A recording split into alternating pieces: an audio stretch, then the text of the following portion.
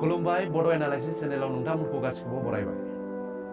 हम दो हमारी दो बुङै बुङै पपुलेशन कन्ट्रलनि बाथ्रा रायज्लायै रायज्लायै भारतआ वर्ल्ड रेकर्ड खालामबाय। चाइनाखौ फेजेननानै बांसिन सुबुं अनजिमा थानाय गंसे गोहोगोरा हादर जाबाय। उन्दैनिफ्रायनो खोनाबोदोंमोन, फरायनो मोनबोदोंमोन, भारतआ सानसे चाइनाखौ उनाव दोनगोन आरो गाव बयनिख्रुइ बांसिन सुबुं अनजिमा थानाय हादर जागोन। फाइनाली दायो बे समा सफैमारबाय। स' कंग्रेचुलेशन इन्डिया। इउएननि मोनसे रिपर्टआव साननैसो सिगां फोरमायनाय बादिब्ला भारतनि गासै सुबुं अनजिमाया जाबाय 142 कौटि 86 लाख आरो चीननि सुबुं अनजिमाया गासै 142 कौटि 57 लाख।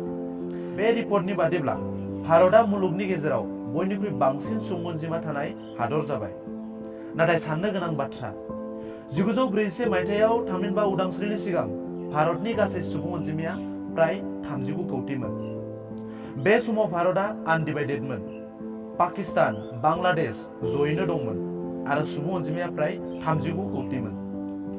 भारतआ उदांस्रि जानायनि उनाव एबा भारत आरो पाकिस्तान गावस्रानायनि उनाव 1952 मायथाइनि पपुलेशन रेकर्ड बादिब्ला भारतनि गासै सुबुं अनजिमाया 36 कौटिल'मोन। 2001 मायथाइनि पपुलेशन सेन्सास बादिब्ला भारतनि गासै सुबुं अनजिमाया 107 कौटि आरो 2010 मायथाइनि पपुलेशन सेन्सास बादिब्ला भारतनि सुबुं अनजिमाया गासै 125 कौटि। नाथाय दायो भारतनि सुबुं अनजिमाया गासै 142 कौटि 86 लाख जाबाय। 1952 मायथाइनिफ्राय 2023 मायथाइ बे 72 बोसोरनि गेजेराव भारतआव 106 कौटि सुबुं अनजिमा बांदों। थारैनो साननो गोनां, भारतनि सुबुं अनजिमाया बेबायदि बांलांबाय थायोब्ला फैबाय थानाय समाव मा जागोन, माबायदि थासारि सोमजिगोन, बेखौ हयथ' नोंथांमोना साननानै मोनखाबाय। भारतनि सुबुं अनजिमा बांनायखौ लानानै समाजारि बिजोङाव निउज मिडियायाव गोबां दान्थे बिदान्थे नुनो मोननाय जादों। सोरबा सरकारखौ, सोरबा मुस्लिमखौ, सोरबा हिन्दुखौ दाय होलायदों, सोरबा राजखान्थिगिरिफोरखौ गावजों गाव दाय होलायदों। नाथाय मोनसे बाथ्राया रोखा दि सुबुं अनजिमा होबथानायनि सायाव दिनैसिम सरकार आरो गुबुन रावबो सुबुङा बेनि सायाव हाबा मावबोआखै। हादराव सुबुं अनजिमा बांनायनि मोननै गाहाय जाहोन दं। नाम्बार 1 जाहोना जादों जोनोमनि हार एबा जोनोम जानायनि अनजिमाया बांनाय। गुबुन मोनसे जाहोना जादों गुबुन हादरनिफ्राय दावबायखननाय एबा हाबफैनाय। गुबुन हादरनिफ्राय हाबफैनाय होननानै बुङोब्ला जों मिथियै रावबो गैया। उदांस्रिनि उननिफ्राय बांलादेश आरो पाकिस्ताननिफ्राय गोबां सुबुङा भारताव थाफैदों। रोंगौसाफोरा बुंनाय बादिब्ला बांलादेश, पाकिस्तान आरो गुबुन साखाथि फाखाथि हादरनिफ्राय आयेन बेरेखायै भारताव थाफैयामोनब्ला भारतनि सुबुं अनजिमाया दिनै बेसिम जानाय नङामोन।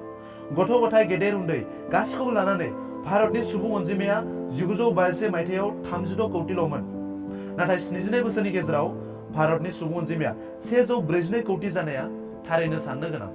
रोंगौसाफोरा बुंबावनाय बादिब्ला गंसे हादराव जेसेबांनो सुबुं अनजिमा बांगोन बे हादराव एसेबांनो गोहोगोरा जागोन, जौगागोन। रांखान्थि, बेफार फालांगि, दारिमिन बायदि बिथिङाव जौगागोन। नाथाय गुबुन फारसेथिं गोबां जेंनाबो जागोन। जानाय लोंनाय, थानाय, साख्रि बाख्रिनि जेंना, थांफै गारि मटरनि जेंना। नोंथांमोना मिथिखागौ, आथिखालाव गोबां लाइमोनफोरा साख्रि बाख्रि गैया, गोबां सुबुंफोरा गोरिब गुन्द्रा गावनि जिउखौ खांनो गोनां जादों।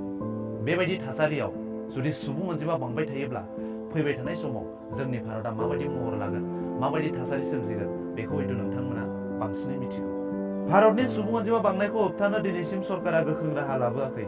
उदांस्रिनि उननिफ्राय रावबो सरकारखौ बेनि सायाव हाबा मावनाय नुवाखै। फैबाय थानाय समाव सरकारा मा राहा लागोन बेखौ समाजआ फोरमायसिगोन। नाथाय मोनसे बाथ्राया साननो गोनां, भारतनि सुबुं अनजिमाया बेबायदि बांबाय थायोब्ला फैबाय थानाय समाव भारतआ गोबां जेंनाजों मोगा